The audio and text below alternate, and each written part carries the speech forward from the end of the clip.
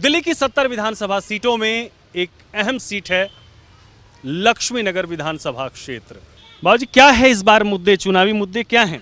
खूब जोर से हैं, जैसे कभी नहीं आए। जी, हाँ, आप क्या कहेंगे अंकल जी?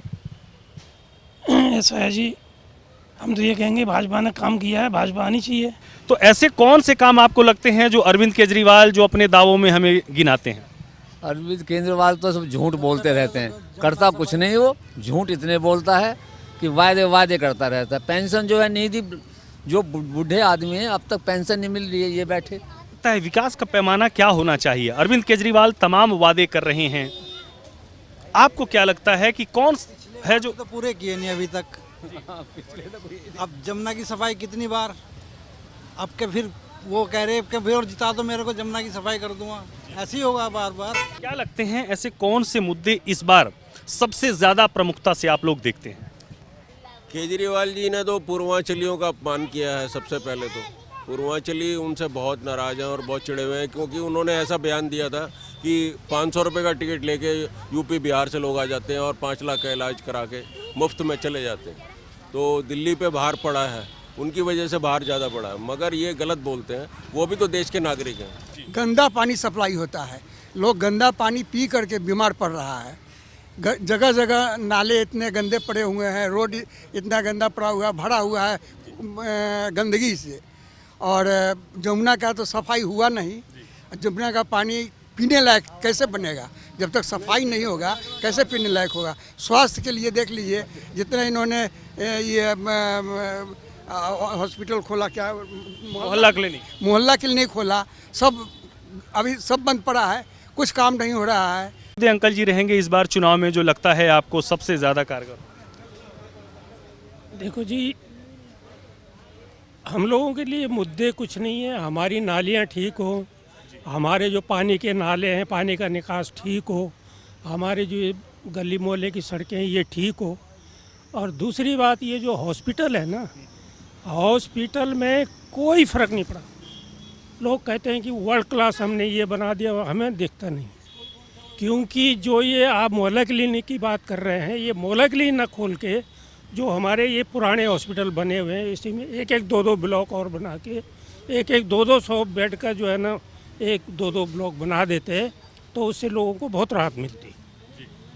और ये मोहल्ला क्लिनिक वगैरह जो है ना, ये तो बेकार का स्टंट है, ये कोई फ़ायदा नहीं है। तो सिसोदिया जी आप पार्टी के टिकट पर चुनाव लड़ रहे हैं दिल्ली से, और उनका लड़का कनाडा शिक्षा प्राप्त करने के लिए जा रहा है। ये क्या दोहरी नीति है? एक तरफ केजरीवाल जी दावा करते हैं कि शिक्षा के स्तर सुधार दिया, स्कूल सुधार दिए, वर्ल्ड क्लास स्कूल बना दिए हमने, और अपने बच्चों को भेज रहे हैं बाहर शिक्षा प्राप्त करने के लिए।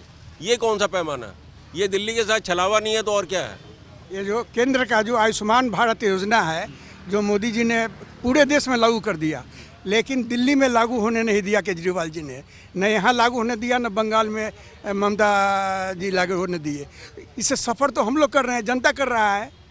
अगर आयुष्मान भारत योजना लागू हो जाता, कितने लोगों को फ़ायदा होता, लेकिन इन्होंने लागू नहीं होने दिया। और ये जो राशन कार्ड है, इसको भी ठीक ढंग से बनाने की व्यवस्था इन्होंने नहीं की, बनने नहीं दे रहे हैं। बहुत लोग वंचित इससे रह गए हैं। तो नुकसान तो हो रहा है, हम जनता का हो रहा है, नेता को क्या है? इधर किसी तरह से छलावा करके अपना वोट मांग लेते हैं, सरकार वोट बना करके अपना सत्ता में चले आते हैं। आप युवा हैं, आप कुछ कहना चाहेंगे? दिल्ली में क्या लगता है कि सरकार किसकी रहे तो आप लोगों के हित में शिक्षा के लिए, स्वास्थ्य के लिए बेहतर काम कर सकती है? मैं यही कहना चाहूँगा, सरकार किसी की भी रहे, अब ये नहीं किसी की भी हो, लेकिन ये वो बस पब्लिक के लिए सोचे, ना कि अपने लिए सोचे।